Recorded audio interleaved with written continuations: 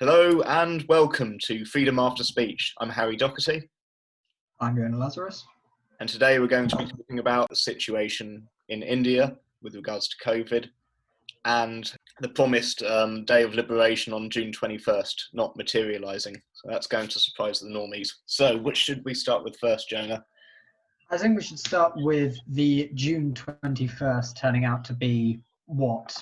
I didn't want June the 21st to turn out to be a sham as much as anybody else, but I remember when they produced that roadmap, I didn't get too carried away with the whole, come June 21st, we'll all be out there, we'll all be back to normal, because I remember, I'm not sure if you do, that they did produce a roadmap last year. I don't know if you remember it. I don't, to be honest. I mean, there's always vague promises, but but they did lay out a roadmap last year. I remember where they said, it would all be over by the summer. Now, I remember them saying, it'll all be done by the summer, you'll all have it back by then. So I remember thinking of this one with the same sort of caution that I extended to the last one.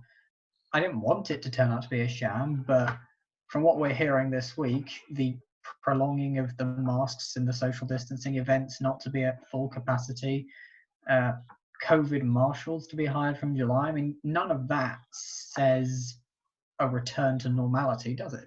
It doesn't scream normal, does it? I mean, the thing is with COVID marshals is, in my experience, from what I've seen going, to and from London, is they're generally young-ish guys, about 18, 19, just out of school. And someone's told them, oh, if you want 10 quid an hour to do nothing and literally just stand around Westfield for a few hours, this is your dream job. So they don't strike me as overly zealous. I can imagine it's possible that they will just fade out because they will be seen as so kind of pointless.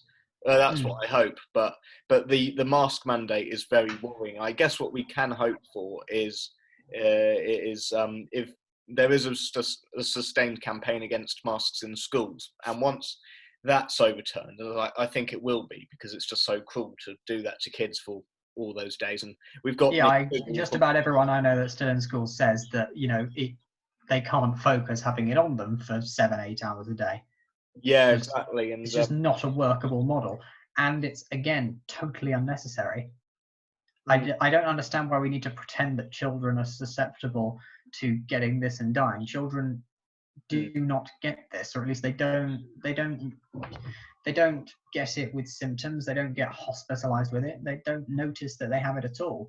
And yet there seems to be this narrative that schools are big transmission super spreader zones just continues to persist still a year on. That's the whole thing, is that, I mean, most of the shutdown advocates acknowledge that children are not especially at risk, but they think that somehow it's the duty of children to cover half their face for 6 hours a day and to treat themselves as if they're walking vectors of disease, which I think is a really cruel thing to do to young people, because, especially primary age children who are only, who are new to this world and haven't learned about proportionality and death and risk as we have, and it's going to really distort their sense of danger as they grow up. And I think that's it hasn't quite been assessed yet exactly what sort of impact. I mean, it's been assessed as to what impact will have on teenagers and people, just going into university, but it hasn't.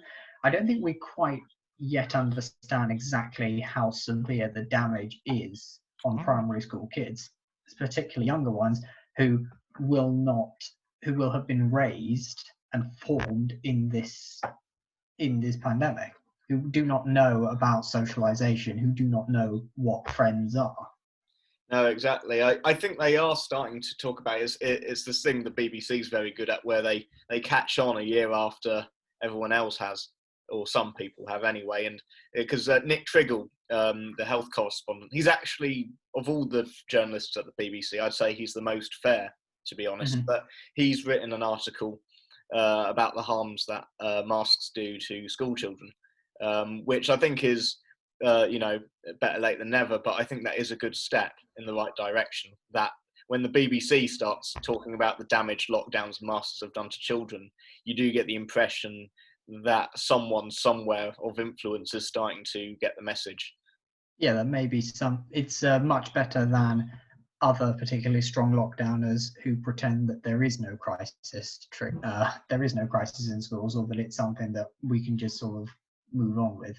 I think there is now a proper opposition to this madness going on. I think there is a proper opposition, particularly to vaccine passports. You've got quite a number of businesses and individuals who are saying they won't bring them in, they won't require them to be used. I think Right Said Fred had something the other day where they said that they will not have vaccine passports as a means to get into their events.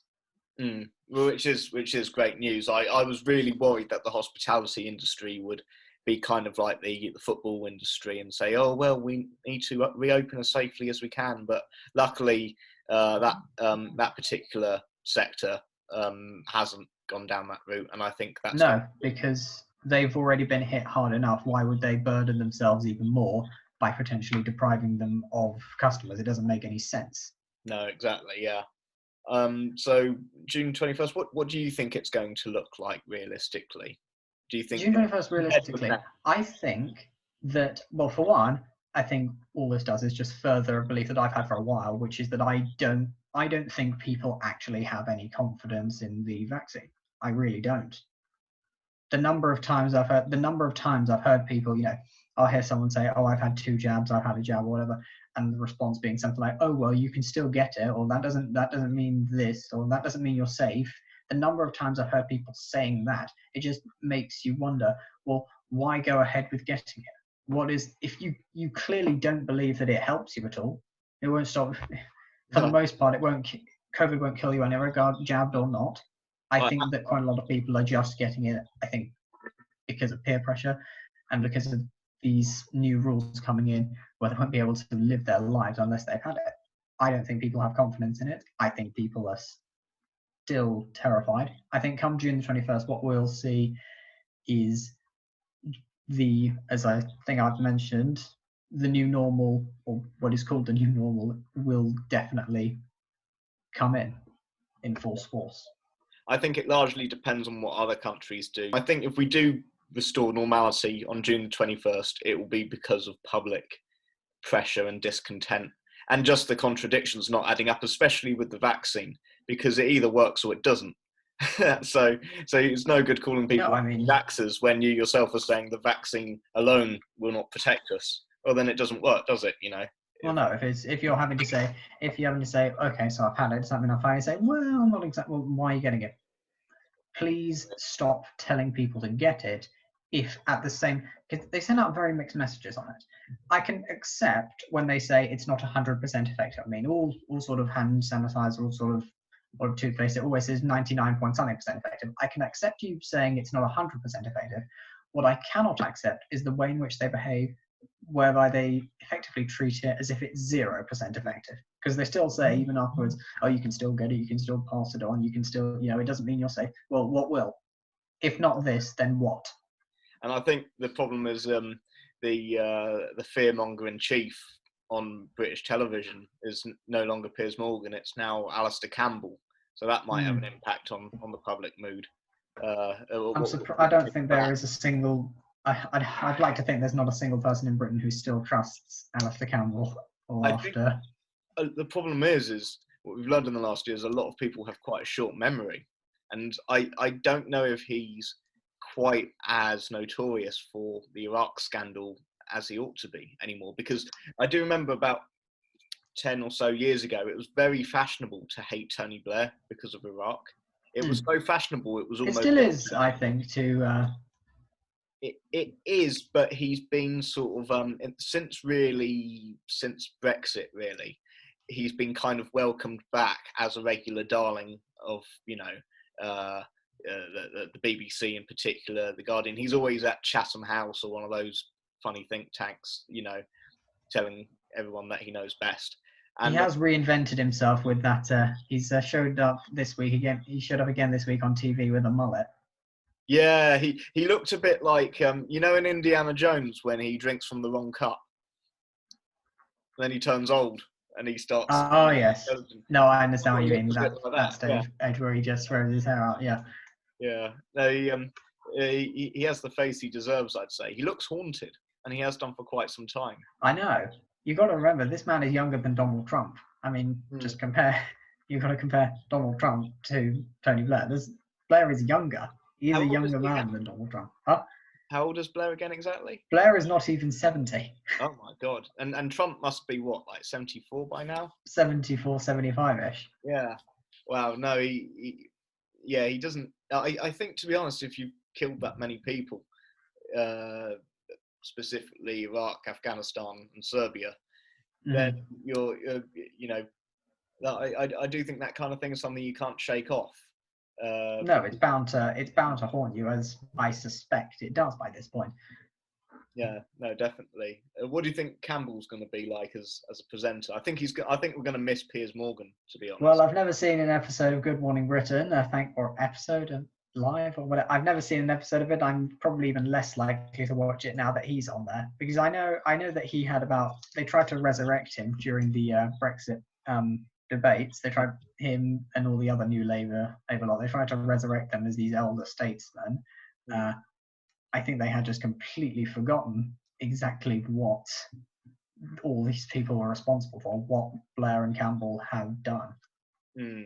It's interesting, isn't it, how people who've destroyed entire countries, first with incendiary bombing and now with lockdowns, are branded as moderates. And then you've got people who are against pointless wars and against, coerced medical interventions, and those who are against enormous state control of the radicals and the extremists. We're the lunatics. Yes. It's Whilst on the subject of prime ministers, it turns out this week what we've seen is some comments that would suggest that Boris Johnson has in fact been on our side the entire time, with these latest comments about letting the bodies pile high and how he didn't want to order it. I mean, first of all, if he's been on our side the whole time, he's got a very funny way of showing it, and I think people are missing the point with regards to his comments, which he may have said or not. I don't know if he said it or not, but I think ultimately actions speak louder than words. If he doesn't in his heart want to impose lockdowns, then he shouldn't. I think the problem with the term "let bodies pile high" is the main key word there is "let." The word "let" assumes the government has control of the virus, and that by not locking down, they would be letting this plague out of control. But they haven't got control of the virus in the first place. So it's one of those national debates where it's, did Boris say this? Didn't Boris say this? And then it's framed as lives versus the economy. But there is no Sophie's choice type dilemma, as it were, because these restrictions have been demonstrated. If you look at the list of countries which locked down, they've been demonstrated not to reduce the deaths. And all you need to know is the fact that Sweden did not lock down, and their deaths are no worse. No, and quite good by standards. When these comments were sort of brought to light this week, my first impression was, this is a man who is known for using elaborate and exaggerated forms of language, just generally speaking. And my only real problem with this particular one is that he went and ordered another lockdown anyway. So it doesn't matter. I couldn't care less that he said he wouldn't. I couldn't care less what he said. The fact is, he then went and did the opposite, which I think people are missing. I think if it is true that he said that, I think what it proves, if true, is that he doesn't particularly care about people's lives, but what he cares about is being blamed. People being killed. So if he really was that flippant about people dying, let's say he sincerely believed that lockdowns do work, and he made a comment that flippant and meant it, and then chose to lock down anyway, the only thing we can deduct from that is that he only cares about being blamed for people dying. And I think that's what this has been about the whole time. I wrote an article about Brazil recently, and in my closing paragraph, I said, if the government doesn't lock down and people die, then the government is to blame. But if the government does lock down and people die, then the people are to blame. So you see this. You see this strategy. That's a good point about people being blamed. I mean, you do see that all the time when asked about why Britain's death toll is high, and you just get lots of smug lockdowners saying, "Oh, well, this is what happens when you go and mingle in crowds and when you don't follow the rules and stuff." almost as if they're pleased that it's that when we passed the 100,000 mark, if you believe that. And it's interesting, isn't it, that they then say, well, in Australia lockdown work, and suddenly all the rule breakers in Melbourne suddenly don't matter, because there were a significant number of people not following the rules in Melbourne, but suddenly if they happen to have low deaths, then suddenly the rule breakers aren't a factor anymore. It's like with again, in my article I mentioned one Guardian article about the situation in Brazil and another about Peru, which has even higher excess deaths than Brazil. Peru locked down early, hard, closed their borders, masks, all of that, and have a higher. Everything that we've followed the science, as they say. And they interviewed a TV doctor from Peru, and he said the problem was people's behaviour. They didn't respect the rules. So lockdown hasn't worked in Peru, it must be the fault of the plebs for not knowing their place. Whereas with Brazil, if you read the Guardian's article about the situation in Brazil, which is bad, but not as bad as Peru, it's all about Bolsonaro and his right-wing regime. Yes, it's all to blame. Bolsonaro is the bad one for not locking up, for not being the brutal authoritarian that we've said he is for years. Exactly, yeah. For years, the narrative around Jair Bolsonaro was that he was this crazy dictator who was going to bring back Brazil's military dictatorship, and they've just been attacking him lately for not being the brutal authoritarian. No, exactly. They said he was. He's it's quite interesting as well. I have a friend in Hungary who says that a lot of the left-wing people in Budapest who've always hated Viktor Orban now completely do everything he tells them, because he's a big lockdown merchant.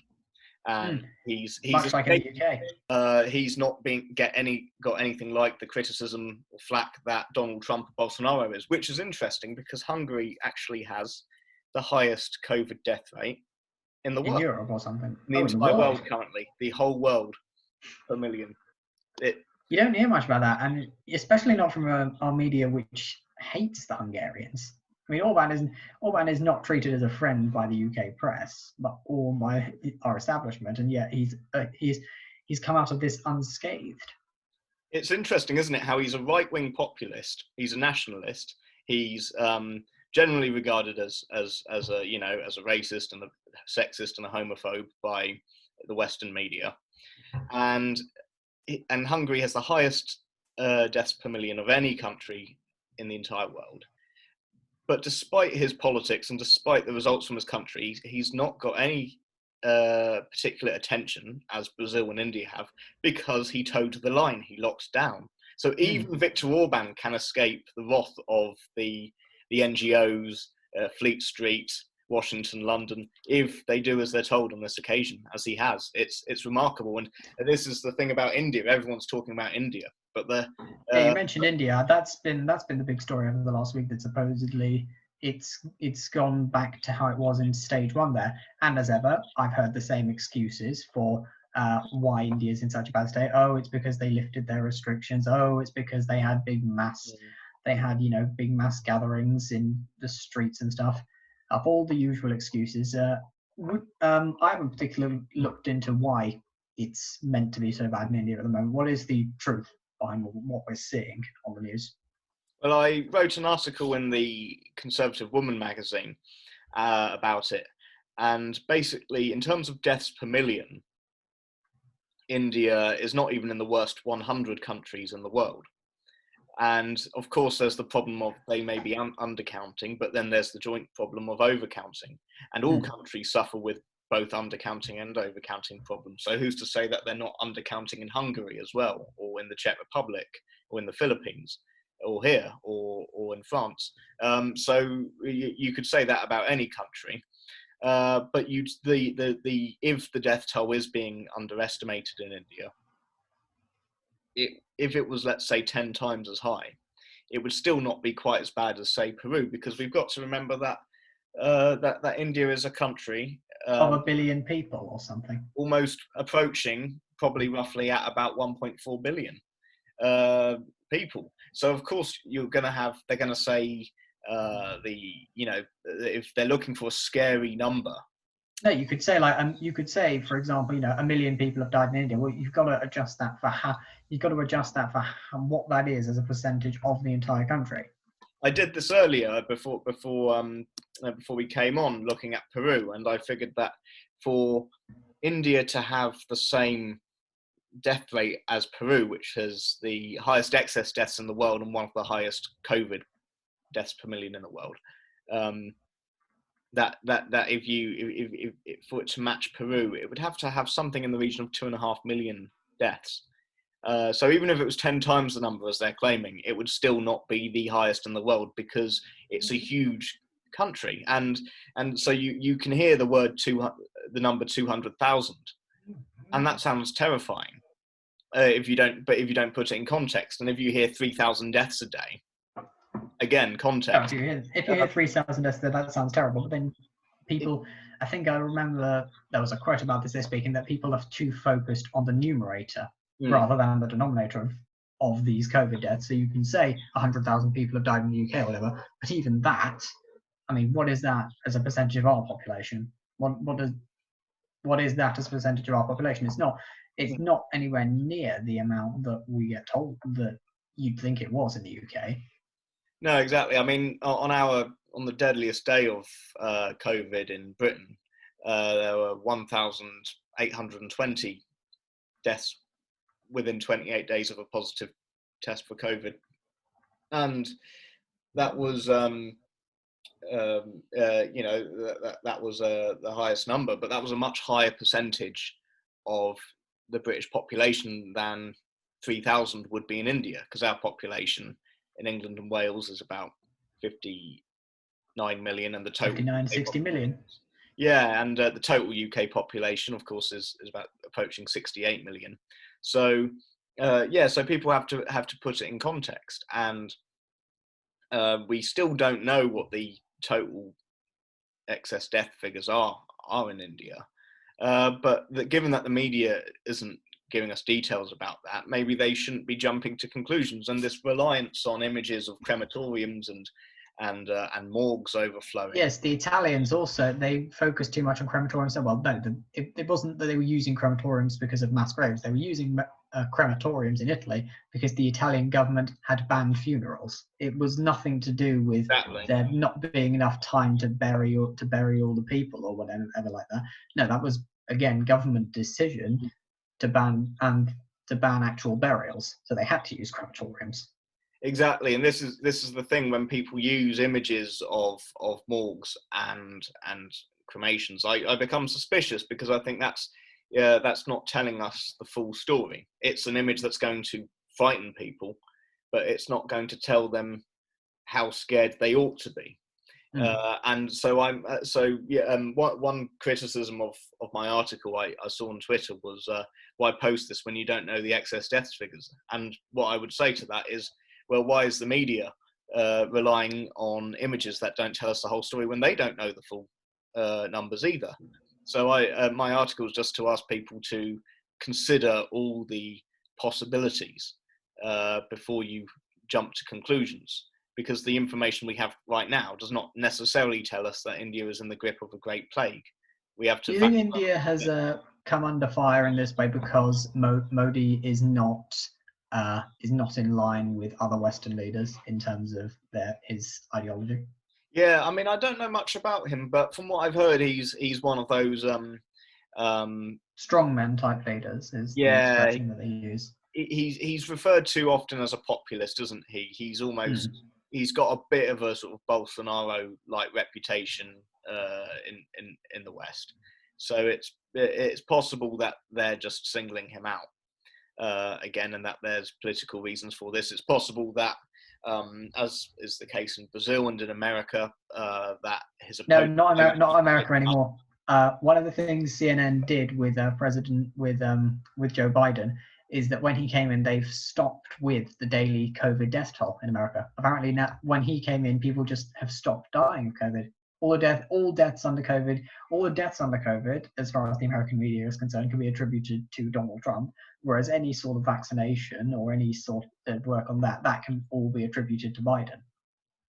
That is most interesting. Yeah, no, it is, and it is interesting how it's the same narrative in America as it is in Britain, where they act as if the person in charge at the time, if they are from a party that's unapproved by CNN or the BBC, they are accountable for every single death, and the opposition at the time acts as if it would have been better had they been in charge.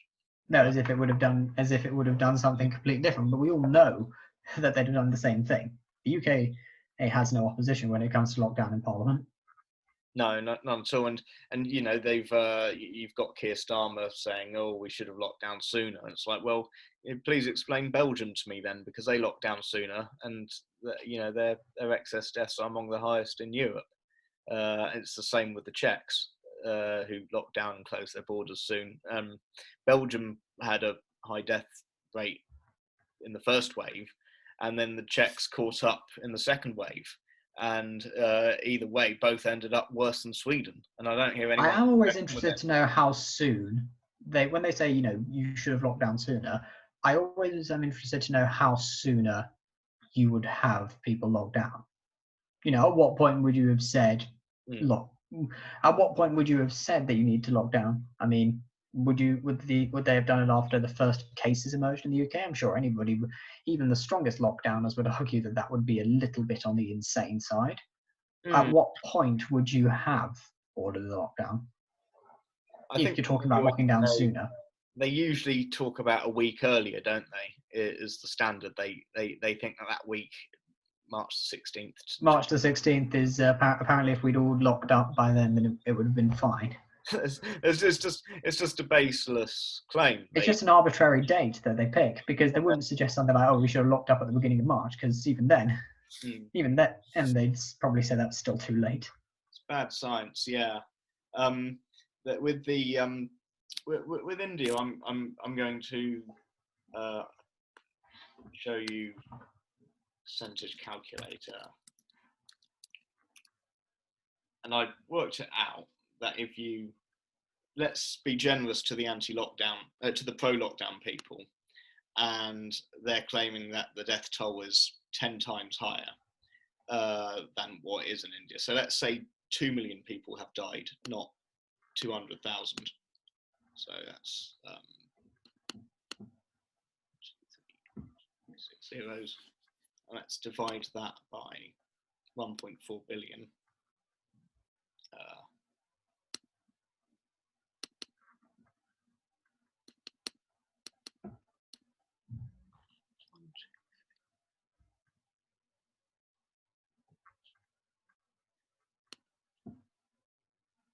That would be 0.14% of India would have died, and let's compare that with Peru. 0.14. They're claiming that the death toll in India is 10 times what it could be. They're saying that let's be really generous to them and assume it's 10 times the actual official number. It would have taken 1.4% of India's population. But if we compare 60,000 COVID deaths in Peru with the population, which is 32.5 million, so that's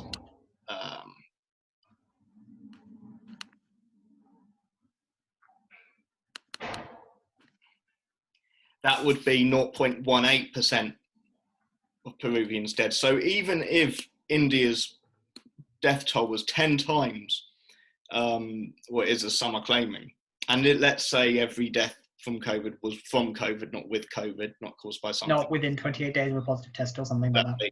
It would still be not as bad as Peru. And Peru's been accused of undercounting as well. And they're quite certain that in Peru they've undercounted it by about 30,000 or so. They think the true figure is closer to 85. So if I'm being generous to Peru, India would have to be well over 2 million to even come close to Peru. So that's putting it in context, even if we go with their alarmist take on India. And the Indian variant, which is it feels somewhat almost on schedule, that every time things appear to be going well in the UK, they find another variant somewhere from some other country, and then they can just say, you see, we have a new variant. This means it's too dangerous to go outside. It's too dangerous to do this stuff. No, exactly. It's like, this is why I was so worried when they locked down on March 23rd, because they said because I thought, well, logically, once we've locked down on the grounds that there's a pandemic, we can never unlock, because I knew there'd be new strains, new variants. There'd always be pandemics. Don't just disappear if you stay at home for a few weeks or even a year. It's like the Hong Kong pandemic. That's we're still in that pandemic. That pandemic never ended. It just became seasonal, and we got used to it. It was the justification as well, which I think that the justification of preventing the National Health Service from being overwhelmed. Well, on the grounds that it gets overwhelmed every winter, that we get shown those images every winter of these packed hospitals, because that gets overwhelmed every winter, do we need to have an annual one to protect the NHS then? No, exactly. Is freedom now seasonal? I mean, this is the point I made in my article, is that in 1999 and 2000, the flu overwhelmed the NHS, and there was a point in January 99, where there were only 20 ICU beds left in the whole of England, and the morgues were so badly overwhelmed that they had to hire lorries out to use as temporary mortuaries, and they were cancelling operations. It was chaos. But no one even thinks of 99 or 2000 as pandemic years, and and this is under New Labour as well. Who would have, had they been in charge during COVID, they would have almost certainly been in lockdown by now. But not even Tony Blair thought to lock down in 99 or 2000. It just didn't occur to anyone, and it wasn't. No, it wasn't. It was not the accepted strategy. It was just not something that was even fathomable. And what I found an interesting article. I tell you what, I'll put the link to this in when it goes up on YouTube. I found a BBC article which mentioned the 98-99 outbreak, and it explicitly says this does not qualify as a pandemic. So the second wave just gone in this country was slightly less deadly than a flu outbreak that was not considered serious enough to be a flu outbreak that was not a pandemic and did not cause a shutdown of the country. Exactly. The April was weird because it happened in April rather than January or February, but it's still, die in April, die in January. What's the difference, really? It's a bit weird, but it's not that unprecedented. If you forget the fact that some of those deaths would have been caused by lockdown itself, April 2020 and January 2021 were, if you adjust the population, quite a bit lower than 99 and 2000, and yet no one even remembers those years. We just think of, what do you think of when you think of those years? You think of the millennium bug, you think of, who was famous at the time, David Beckham, take that. It was a very... You don't associate it with a bad flu, yeah? No, you don't. You just think of people partying. That's what springs to my mind when I think of 2000. I can think of that will be used as a justification. I can see people saying that winter lockdowns need to become a thing, that, come winter, we will need to shut down again. In fact, I wouldn't be too surprised at all if we had another one this winter. Sort of what will happen, I can see this happening. I was talking over this with a friend, but what will happen is you'll have your summer, and then much like last summer, the people will be blamed for a small rise in cases, not deaths. Then another lockdown will be brought in until Christmas, depending on new variants. It's it's no one is safe until everyone's safe, is what they're saying now. I think that is actually the watchwords they've been using.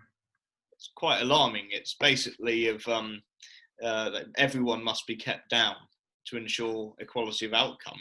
It really is peak utopianism. This one size fits all policy for everyone. It's quite immature, really. It's an unwillingness to accept that people die. It really is the ultimate utopianism. In the same way as with, that there were people who seriously thought that that Libya and Iraq and Afghanistan could be turned into the next Denmark. That they could be liberal democracies. It's a fantasy, and they're doing it now. They're trying to. They think that everyone should live forever. And the irony is they're causing loads of deaths as a result, and they're shortening the life expectancy of people. But yeah, it's how does that saying go? Utopia is only reached across a sea of blood, and you never arrive. And that's basically what we've found ourselves in.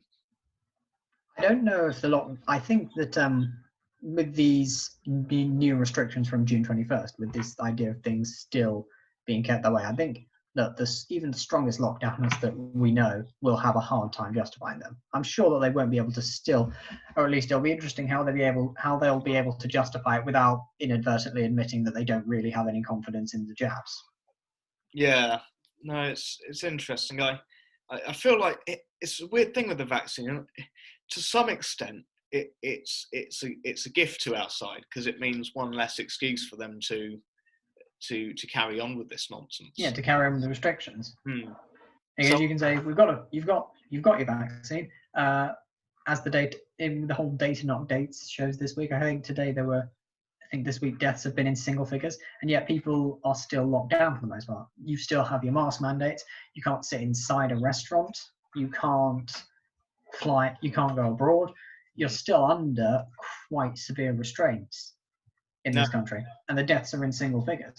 And because they're in single fingers here, they have to go to a country of 1.5 billion people to find, find an excuse to still terrify people. Yeah, exactly. It's no one's dying in England anymore. We need to let's find a country with a huge population because there'll be lots of zeros on the ends of the death toll there, and that's basically it. That's why with Hungary, for instance, if 300 people die in one day there, that's a bigger percentage of their population, but it just doesn't sound as scary. So that's why we've not heard anything about Hungary or anywhere. There's a load of other countries which are going through what India's going through, but they have smaller populations, so the number just doesn't sound as scary.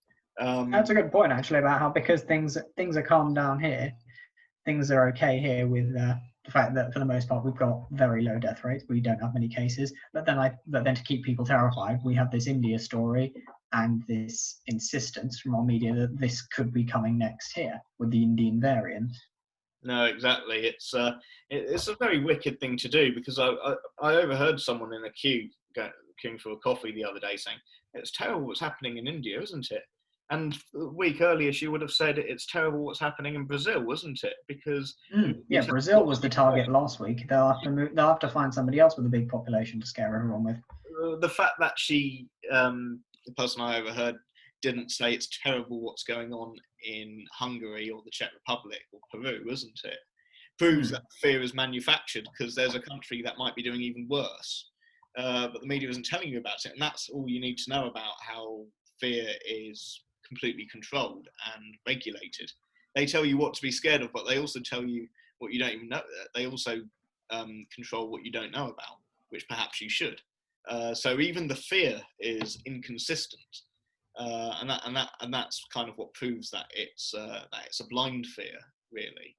I thought it would be worth making a tribute to Michael Collins, who the Apollo astronaut, who flew Neil Armstrong, the late Neil Armstrong, and Buzz Aldrin, who's still with us, to the moon back in July 1969.